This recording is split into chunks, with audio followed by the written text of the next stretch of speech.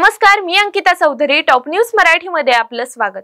महाराष्ट्रात एक अभिमानास्पद आणि ऐतिहासिक निर्णय तृतीयपंथीयांसाठी घेण्यात आला आहे. कोल्हापूर जिल्ह्यात प्रथमच तृतीयपंथीयांच्या समुदायाच्या मैत्री संघटनेला रास्त भाव दुकानाचा परवाना मंजूर करण्यात आला. म्हणजेच रेशन दुकानाचा परवाना या तृतीयपंथी संघटनेला मिळाला आहे.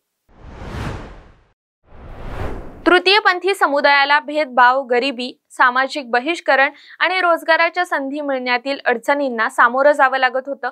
याच पार्श्वभूमीवर त्यांना रोजगाराचं साधन आणि मूलभूत हक्क मिळावेत यासाठी मैत्री संघटनेनं राज्य अन्न आयोगाचे अध्यक्ष महेश ढवळे यांच्याकडे मागणी केली होती. या मागणीला सकारात्मक प्रतिसाद देत जिल्हा पुरवठा अधिकारी मोहिनी चव्हाण यांनी नवीन रास्त भाव दुकान योजना राबवली, ज्यातून कोल्हापूर शहरातील मैत्री संघटनेची निवड करण्यात आली.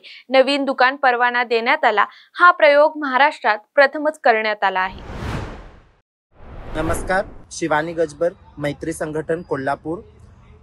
आज आम्हाला जिल्हा प्रशासन कोल्हापूर व पुरवठा अधिकारी यांच्याकडून तृतीयपंथी समुदायासाठी काम करणाऱ्या संघटनेला रेशन दुकान चालवण्यास दिलेले आहे.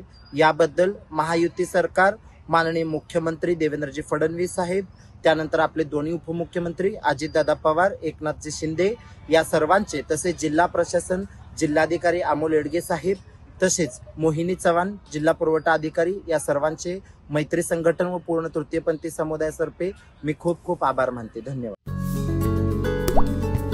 आता जोकासू STP या अत्याधुनिक जॅपनीज तंत्रज्ञानाने सुसज्ज, quick installation, energy efficient, noiseless blowers, low maintenance या आणि अशा वैशिष्ट्यांनी परिपूर्ण जोकासू STP तंत्रज्ञान प्रकल्प उभारणीपासून ते विक्री पश्चात समाधानकारक सेवा देणारी, भारताबरोबरच परदेशात देखील प्रकल्पांची यशस्वी उभारणी करणारी company Deccan water treatment private limited